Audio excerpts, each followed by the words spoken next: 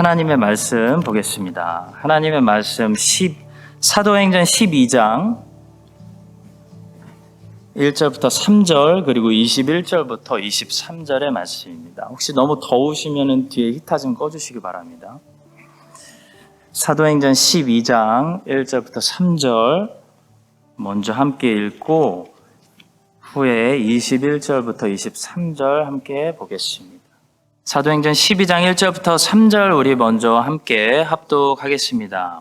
그때에 헤롯 왕이 손을 들어 교회 중에서 몇 사람을 해하려 하여 요한의 형제 야고보를 칼로 죽이니 유대인들이 이 일을 기뻐하는 것을 보고 베드로도 잡으려 할세 때는 무교절 기간이라.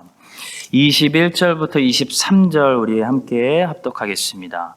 헤롯이 나를 택하여 왕복을 입고 단상에 앉아 백성에게 연설하니 백성들이 크게 부르되 이것은 신의 소리요 사람의 소리가 아니라 하거늘 헤롯이 영광을 하나님께로 돌리지 아니하므로 주의 사자가 곧 친히 벌레에게 먹혀 죽으니라. 아멘. 네, 오늘은 사도행전 21번째 시간으로 헤롯 아그리파 1세가 주는 교훈들이라는 제목을 가지고 말씀을 나누겠습니다. 사도행전의 전반부가 이제 거의 끝났습니다. 사도행전은 크게 전반부와 후반부로 나눌 수 있는데요. 1장부터 12장까지는 예루살렘 교회와 사도 베드로를 중심으로 주로 유대인 출신 그리스도인들에 관한 이야기들이 중심을 이루고 있습니다. 그것이 전반전입니다. 그런데 바울의 전도 여행이 시작되는 이 13장부터는 이 후반부인데요. 안디옥 교회와 사도 바울을 중심으로 이방인 출신 그리스도인들에 관한 이야기들이 중심을 이루고 있습니다. 그래서 주님의 유언처럼 복음이 예루살렘에서 먼저 시작해서 유대와 사마리아를 건너서 어떻게 땅끝까지 가게 되는지 보여주는 그 내용이 사도행전입니다. 자, 오늘은 12장에 나오는 전반전 끝에 나오는 이 헤롯 아그리파 1세를 우리가 보면서 그의 이야기를 통해 우리에게 주시는 여러 가지 교훈들을 묵상하도록 하겠습니다. 첫째는 박해의 폭풍은 여러 가지 방향에서 불어온다라는 사실을 묵상하게 됩니다.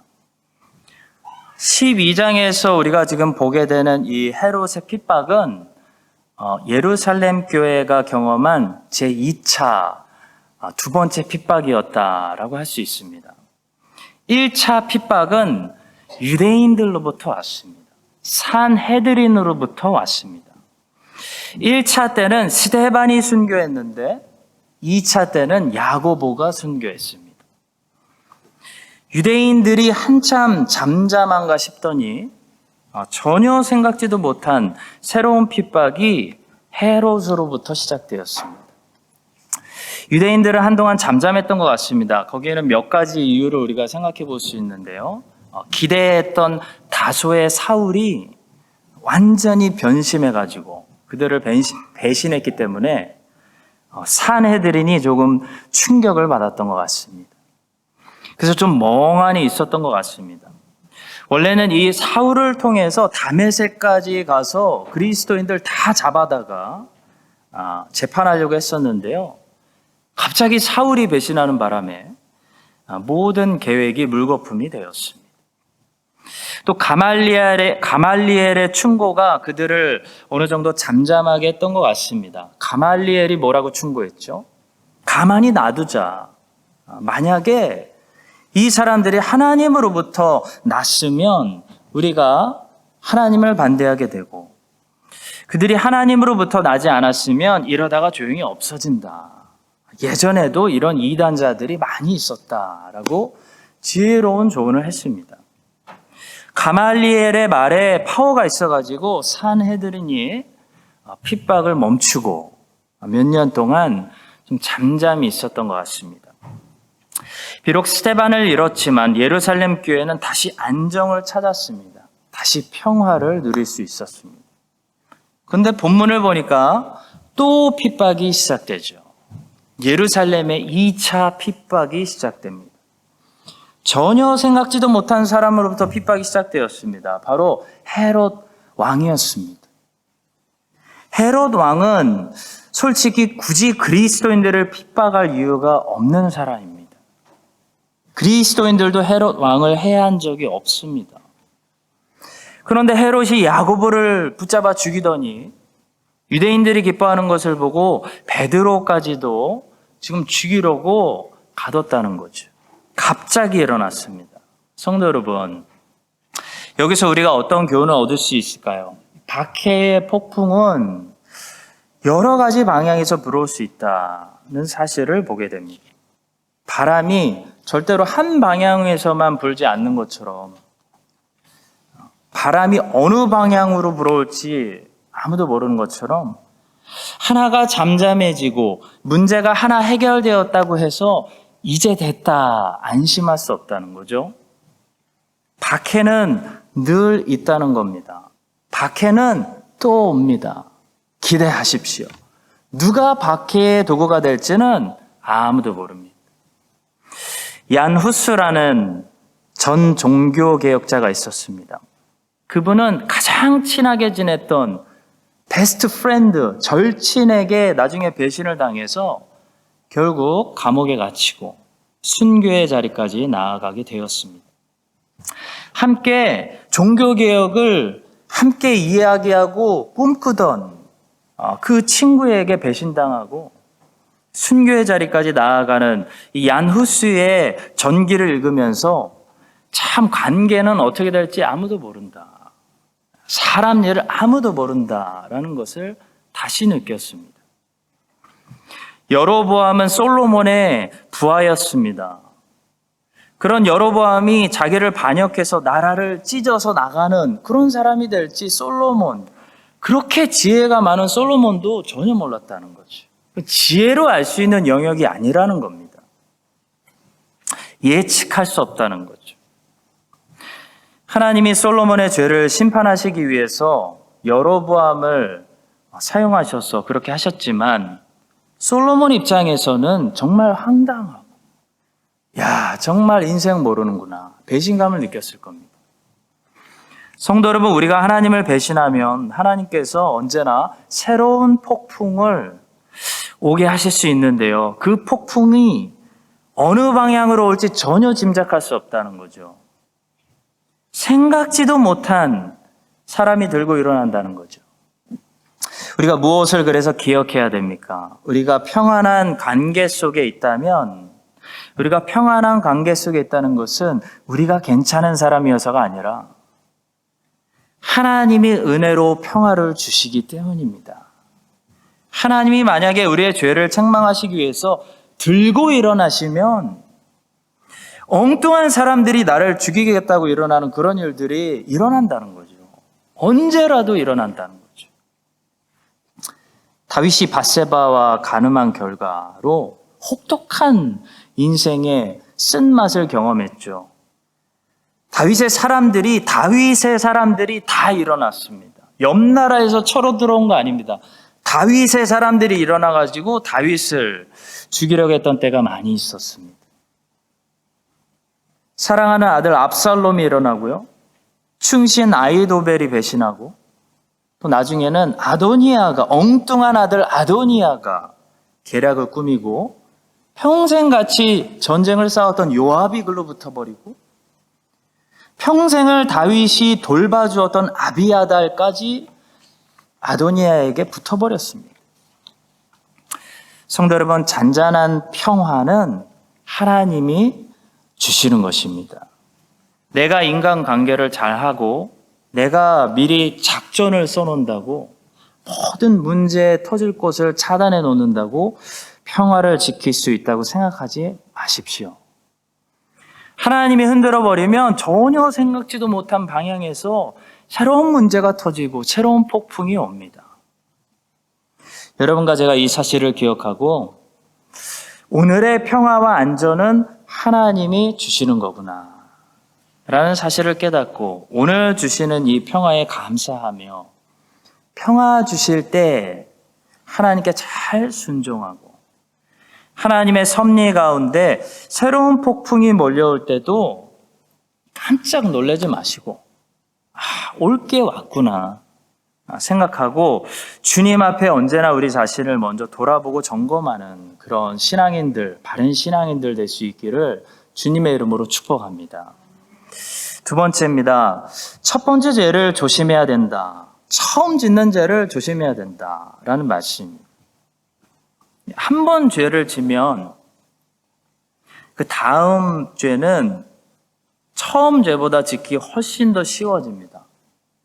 야고보를 죽이기가 어려운 것이지 야고보를 한번 죽이면 베드로는 죽이기 쉽다는 거죠. 죄는 항상 발전합니다. 죄는 항상 갈수록 정도가 더 심각해집니다.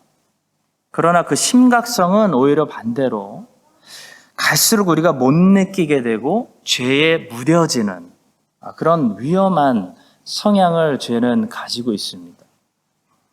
헤롯이 왜 갑자기 야고보를 죽이기로 결단했는지 정확한 이유는 알 수 없습니다.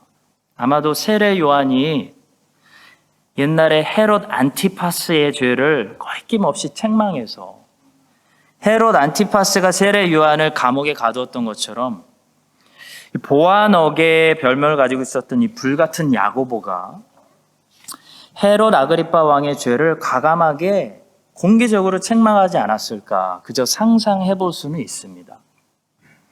어쨌든 헤롯 아그리파 왕은 유대인들을 처음 핍박하기 시작합니다. 교회 중에서 몇 사람을 해치려고 처음 시도했고 끝내 처음으로 자기 손으로 피를 묻혀서 유대인, 그리스도인 야고보를 칼로 죽이는 죄를 짓고 말았습니다. 자, 그랬는데 거기서 멈추질 않더라는 거죠. 죄는 절대로 거기서 끝나지 않습니다. 죄를 끝낼 수 있는 것은 회개밖에 없습니다. 회개하지 않으면 죄는 멈추지 않습니다. 멈출 줄 모릅니다. 쉴 줄 모릅니다. 계속 전진하죠. 그냥 전진만 하는 것이 아니고 점점 더 크게 발전합니다. 그냥 크기만 커지는 것이 아니고 그 내용과 정도가 더 악해집니다. 그 내용도 악해집니다. 그냥 정도만 더 악해지는 것도 아니고 죄의 심각성을 우리가 점점 더 덜 느끼게 됩니다. 익숙해지는 거죠. 죄에 무디어지게 되게 만듭니다. 헤롯은 처음에 야고보를 죽이기 전까지 나름 양심의 가책을 느꼈을 것입니다. 야고보라는 이 큰 무리의 리더를 별 재판도 없이 죽인다는 것은 아무리 고대 왕이지만 절대로 쉬운 일이 아닙니다. 특히 재판을 중요하게 생각하는 로마 사회에서는 절대로 쉬운 일이 아닙니다. 간단한 문제가 아닙니다. 빌라도가 죄가 없는 예수님을 그렇게 놓으려고 애썼다는 것을 기억하십시오. 빌립보 사람들이 죄명도 없는 바알과 실라를 시컨 때리고 가두었다는 사실에 나중에 몸을 떨었다는 사실을 기억하십시오. 로마의 군대가 죄를 찾지 못하는 바울 한 사람을 지키기 위해서 어떻게 움직였는지 생각해 보시면 로마 사회에서 죄명도 없이 불법으로 사람 한 명을 죽이는 것이 얼마나 어려운 일인지 생각할 수 있습니다. 그런데 헤롯은 야고보를 죽였습니다. 그런데 한 번 죽이고 나니까 더 담대해졌습니다. 그래서 이번에는 베드로도 죽여야 되겠다라는 생각을 했습니다. 성도 여러분, 죄는 회개하기 전까지 점점 더 커지고 더 심각해지고 점점 더 심각성을 못 느끼게 하는 그런 힘이 있다는 것을 우리가 알아야 됩니다. 어렸을 때는 엄마 아빠 앞에서 거짓말 한번 했다가 들키면 펑펑 울었었던 기억이 납니다. 내가 거짓말을 했다니, 내가 거짓말을 했다는 사실이, 엄마 아빠에게 거짓말했다는 사실이 너무 무서워서 펑펑 울었던 그런 기억이 아마 다들 있으실 겁니다. 그런데 점점 어른이 돼가면서 우리는 어떻게 됐죠? 별로 심각한 내용이 아니면 거짓말 정도는 양심에 꺼리낌 없이 얼굴빛 하나도 별하지 않고 할 수 있는 죄에 무뎌지는 그런 사람들이 되는 것을 보게 되지 않습니까? 우리 고난주간에 우리가 해야 할 것은요, 우리의 죄를 우리가 심각하게 성령님의 조명 안에서 보게 되는 것입니다. 예수님이 왜 2000년 전에 십자가로 가셔야 했습니까? 여러분과 저의 죄 때문입니다. 우리는 너무나 익숙해져서 이제는 별로 양심의 가책도 느끼지 못하는 그 죄가 너무 심각하기 때문에 예수님께서 십자가로 가신 겁니다. 점점 더 포악해지고 점점 더 악해지고 점점 더 피에 굶주려지고 있는 헤롯의 끔찍한 모습을 보면서 점점 더 죄에 익숙해지고 무뎌지는 이런 헤롯의 모습이 여러분과 제 안에는 없는지 오늘 돌아보며 이 고난주간에 모든 죄들을 정말 우리 중심으로부터 다시 한번 애통하고 회개하는 그런 우리 모두가 될 수 있기를 주님의 이름으로 간절히 축복합니다. 세 번째로, 악을 보면 악을 침묵하지 말고 책망해야 된다는 사실입니다. 악을 보고 악을 책망하지 않고 동조해서 그 사람이 더 악한 죄를 담대히 짓도록 만들어버린 유대인들의 잘못을 묵상하게 됩니다. 초등학교 아이가 지갑을 훔쳤습니다. 그때 옆에 있는 친구가 그 순간에 어떻게 반응하느냐에 따라서 이 도둑질한 아이가 좀도둑으로 여기서 끝날 것인지 아니면 더 발전해서 진짜 도둑놈이 될 것인지 결정될 수 있습니다. 너 미쳤어? 아무리 그래도 그렇지 지갑을 훔쳐 빨리 다시 갖다 놓자. 한마디만 친구가 진심으로 충고해줘도요, 이 지갑을 훔친 아이는 양심이 아직 살아있고 죄책감 때문에 두려움 때문에 다음 죄를 쉽게 지을 수가 없게 됩니다. 범죄자들을 조사해 보면 충고해주는 사람이 없었습니다. 히틀러가 왜 히틀러가 됐습니까? 책망해주는 사람이 없었습니다. 그를 말리는 사람이 없었습니다. 성도 여러분, 충고와 책망이 생각보다 너무나 중요합니다. 주님께서 선지자들을 보내셔서 계속 충고하시고 책망하셨을 때와 주님께서 아예 선지자들을 보내지 않으시고 내버려 두실 때는 완전히 다른 결과가 나타났습니다. 아무리 선지자들을 때려 죽이고 그들의 말을 듣지 않았어도 선지자들이 계속 나타나서 충고하고 책망하고 율법을 선포하면 탈선으로 가더라도 쉽게 빠르게 가지 못한다는 겁니다. 죄책감 때문에. 근데 반대로 침묵하면 아예 책망이 사라져버리면 쉽고 빠르게 탈선으로 달려갑니다. 성도 여러분, 사회가 부패하는 것 자체가 우리를 놀라게 하는 것이 아닙니다. 인간이 사는 사회는 항상 원래 부패했습니다. 원래 타락으로 가는 거죠. 그런데 우리가 놀라는 것은 속력입니다. 그 담대함입니다. 그 뻔뻔함입니다. 죄를 짓는 것은 놀랄 일이 아닙니다. 죄를 담대하게 짓는 것이 우리를 놀라게 하는 거죠. 왜 사회가 빠르게 부패할까요? 뭐가 없다는 거죠? 책망이 없어진 겁니다. 책망하는 입술들을 법하고 이 사회 문화가 다 막아버린 거죠. 구약으로 하면 선지자가 사라진 겁니다. 이세벨이 책망 듣기 싫어서 선지자들 다 죽인 거와 같은 겁니다. 엘리야만 남았습니다. 엘리야만 책망했습니다. 그 책망 듣기 싫어서 엘리야도 죽이려고 이세벨이 찾았죠. 책망이 너무나 중요합니다. 유대인들은 헤롯이 야고보를 죽였을 때 직접 죽인 것은 아니었지만 헤롯의 잘못을 침묵했습니다.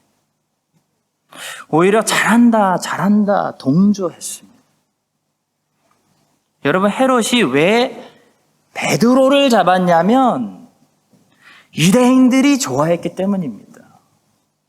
3절의 말씀이죠. 유대인들이 이 일을 기뻐하는 것을 보고 베드로도 잡으려 할세. 때는 무교절 기간이라. 유대인들은 그리스도인들을 직접 죽이지는 않았어도 유대인들은 하나님 앞에서 공범이 됩니다. 야고보도 유대인인데 만약 유대인들이 왜 죄 없는 사람을 죽였냐고 헤롯을 맹렬히 비난했다면 헤롯은 유대인들을 무서워서 핍박을 멈췄을 겁니다.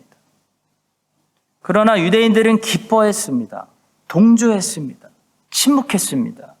가만히 있으면서 속으로 더 해라, 잘한다 라고 생각했습니다.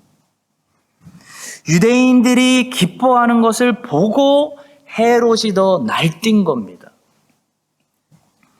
그래서 유대인들은 무죄가 아니죠. 유대인들은 유죄입니다. 침묵죄, 동조하는 죄, 책망하지 않은 죄, 부추기는 죄를 가지고 있는 공범입니다. 성도 여러분, 우리는 우리의 손으로 직접 죄를 짓지 않지만 공범은 아닐까요? 세상의 죄를 침묵으로 동조하고 있지는 않을까요? 하나님의 사람들은 구약의 선지자들처럼 하나님의 말씀으로 세상을 책망해야 됩니다. 세상이 미워하더라도, 듣기 싫어하더라도 엘리야처럼 책망해야 세상이 느리게 타락하고 어렵게 죄를 짓는 것이지, 우리가 침묵해버리면, 아예 책망을 없애버리면 우리 자녀들이 앞으로 살아가야 되는 세상은 걷잡을 수 없이 타락합니다. 죄를 짓더라도 쉽게 지을 수 있는 그런 세상이 되고 만다는 거죠. 죄를 어렵게 짓는 것과 쉽게 짓는 것은 완전 다른 세상입니다. 죄를 쉽게 담대하게 지을 수 있는 세상에 와버리면 어떻게 우리 자녀들이 죄의 유혹과 싸워서 이기겠습니까? 죄를 짓는 것이 어려워야 죄의 유혹과 싸울 수 있죠. 죄를 짓는 것이 쉬운 세상이 오지 않도록 막으려면 지금 죄를 책망해야 됩니다.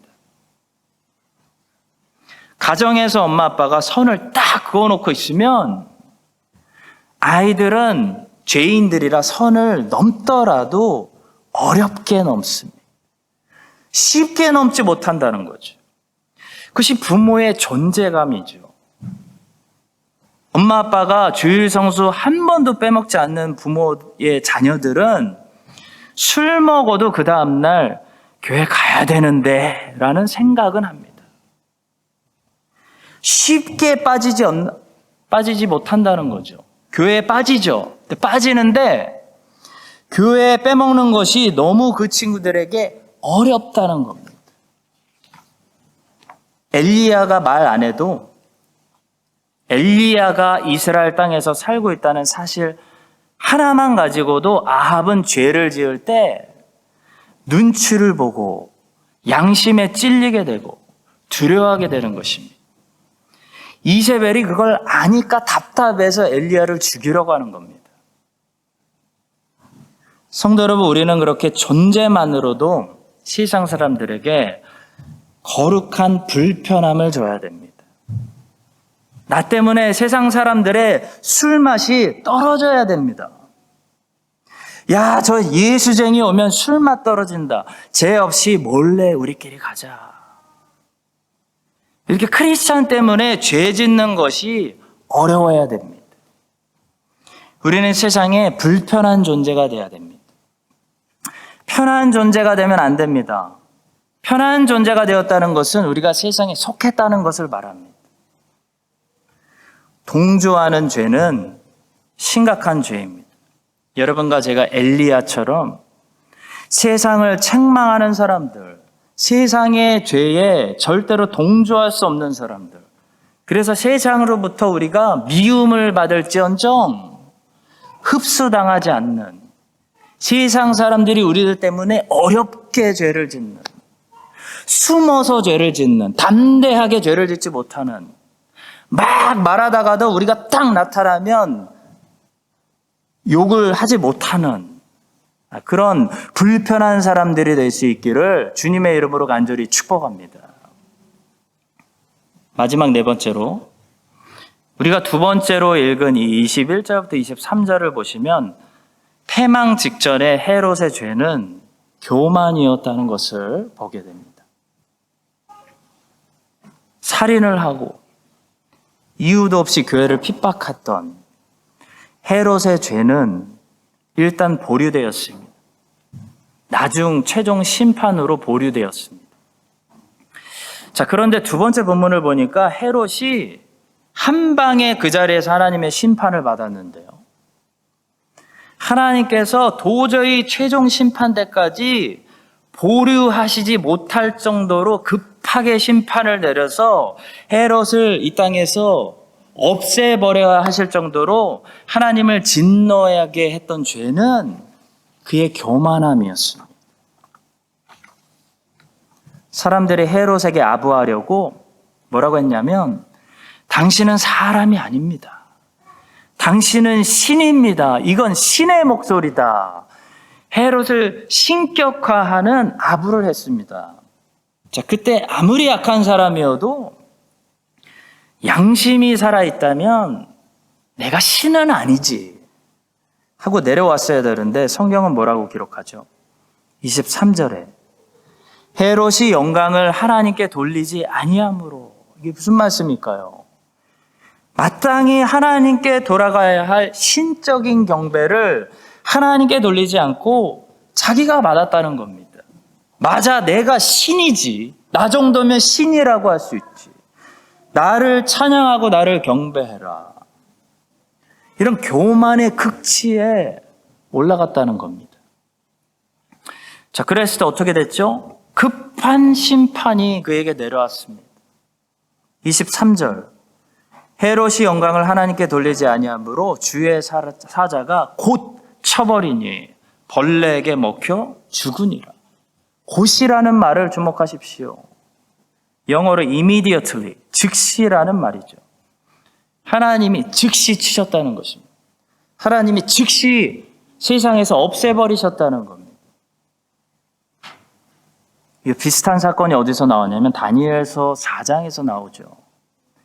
느부갓네살 왕이 어느 날 바벨론의 이 도시를 바라보면서 교만해져가지고, 야, 이 모든 것을 내가 이룬 거 아니냐, 내가 했지라고 교만했더니 그 말이 입에서 끝나기가 무섭게, 아니 끝나지 않았을 때 하나님께서 정신병으로 치셨다 말씀합니다. 그리고 유명한 이야기가 있습니다. 다니엘서 4장 30절과 31절입니다. 재밌습니다. 나 왕이 말하여 이르되 이 큰 바벨론은 내가 능력과 건세로 건설하여 나의 도성으로 삼고 이것으로 내 위엄의 영광을 나타낸 것이 아니냐 하였더니, 이 말이 아직도 나 왕의 입에 있을 때에 하늘에서 소리가 내려 이르되 느부갓네살 왕아, 내게 말하노니 나라의 왕위가 내게서 떠났느니라. 그러면서 느부갓네살이 짐승같이 풀을 뜯어먹고 몇 년 동안 정신병이 걸려가지고 지냈습니다. 그러다 나중에 정신이 돌아와서 자기가 얼마나 교만해서 하나님이 이 뇌에 핏줄 한번 탁 치니까 정신병 되는구나, 그걸 깨닫고 회개하고 돌아와서 아주 멋진 말을 남겼습니다. 다니엘 4장 37절입니다. 그러므로 지금 나 느부갓네살은 하늘의 왕을 찬양하며 칭송하며 경배하노니 그의 일이 다 진실하고 그의 행하심이 의로우심으로 교만하게 행하는 자를 그가 능히 낮추심이라. 성도 여러분, 하나님이 뇌에 핏줄 한번 탁 치시면 우린 정신병 걸리는 거죠. 느부갓네살은 겸손하여져서 하나님께 영광을 돌리면서 살았는데요. 헤롯은 하나님께 영광을 돌리지 않고 자기가 하나님인 것처럼, 자기가 왕에서 명령 하나로 사람 죽이고 살리고 다 할 수 있는 것처럼 착각하다가 어떻게 죽었습니까? 벌레에게 먹혀 죽는, 그냥 벌레는 밟으면 될 수 있는 존재라고 생각했는데 벌레가 나를 먹어 죽는 그런 비참한 심판으로 삶을 끝냈습니다. 사랑하는 성도 여러분, 패망 직전의 헤롯의 죄는 다른 죄가 아니라 교만 죄였습니다. 누가 교만해진 것을 봤다. 그럼 무슨 신호죠? 무슨 신호일까요? 아, 저 사람 이제 끝났구나라는 신호입니다. 어느 분야를 막론하고. 사울이 교만해졌을 때 자기를 위해서 기념비를 세우고 교만해졌을 때 하나님은 사무엘을 통해서 말씀을 선포하셨습니다. 사울아, 너 왕이 끝났어. 다른 사람 이미 세웠다. 너는 끝났다라는 말씀입니다. 잠언 16장 18절은 이렇게 말씀합니다. 교만은 패망의 선봉이요 거만한 마음은 넘어짐의 앞잡이니라. 교만한 사람은 감히 하나님과 경쟁하기 때문에 하나님께서 반드시 낮추실 수밖에 없습니다. 여러분과 제가 이 사실을 깨닫고 이 고난주간에 더욱더 우리의 마음을 겸손히 낮추어서 주님, 나는 먼지에 불과합니다. 나의 공로 누더기에 불과합니다. 하나님만 높임 받으시고 하나님만 찬송 받으시고 모든 영광 취하시고 오직 예수님만 의지하고 바라보는 이 불쌍한 무능력한 죄인에게 긍휼 베풀어 주시옵소서 라고 기도하는 그런 기도회가 우리 중심에 있는 그런 겸손한 마음, 마땅한 마음, 그런 마땅한 피조물들 다 되시기를 예수 그리스도의 이름으로 간절히 축원합니다. 우리 함께 기도하고 마치겠습니다. 함께 기도하고 각자 기도하고 돌아가겠습니다. 두 가지만 기도하겠습니다. 악을 보고 악을 침묵하지 말고 책망합시다. 엘리야처럼 우리가 엘리야가 됩시다. 책망한다고 세상에 하나님께 회개하고 돌아오지 않을 수는 있습니다. 거기에 실망하거나 절망하지 마십시오. 거기에 어차피 안 되니까. 그래서 포기하지 마세요. 왜냐하면 엘리야가 있는 거랑 없는 거랑 너무 차이가 다릅니다. 엘리야가 선지자가 그래도 계속 책망하면 아합이 무서워서 담대하게 죄짓지 못하고 느리게 타락한다는 거죠. 근데 아무 선지자가 책망하지 않고 있으면요, 세상은 담대하게 죄를 짓고 빨리 타락하는 겁니다. 사랑하는 우리 자녀들이 이 땅에서 살아가야죠. 우리 자녀들도 결혼하고 아이들 낳고 살아가야죠. 그럼 이 땅이 느리게 타락해야 되는데, 그러려면 우리가 지금 책망해야 됩니다. 여러분과 제가 엘리야가 돼야 된다는 거죠. 하나님의 말씀은 이렇습니다. 그건 죄예요. 죄를 지면 안 돼요. 이렇게 계속 책망하는 이 땅에 깨어있는 엘리야가 될 수 있도록 우리 함께 기도하도록 하겠습니다. 한 번 더 기도하겠습니다. 함께 기도하고 각자 기도하고 가겠습니다. 패망의 선봉은 교만입니다. 망하고 싶으면 교만하면 됩니다. 우리 모두 헤롯이 교만해서 오늘 급히 망하는 그런 모습을 보면서 이 고난주간에 하나님 앞에서 조금이라도 어떤 내가 좀 잘했지, 내가 잘하는 거지 라는 그런 교만한 마음들이 있으면은 그것 때문에 우리가 하나님 앞에서 더 복을 누리지 못할 수도 있습니다. 그런 모든 교만한 그런 봉우리들 다 깎아버리고 하나님 다 뾰족뾰족한 부분들 깎아주셔서 둥글둥글하게 해주십시오. 내 뾰족한 부분들이 하나님을 찌르고 사람들을 찌릅니다. 하나님 저를 깎아주세요. 겸손하게 해주세요. 마지막으로 기도하고 각자 기도하고 돌아가겠습니다. 기도하겠습니다.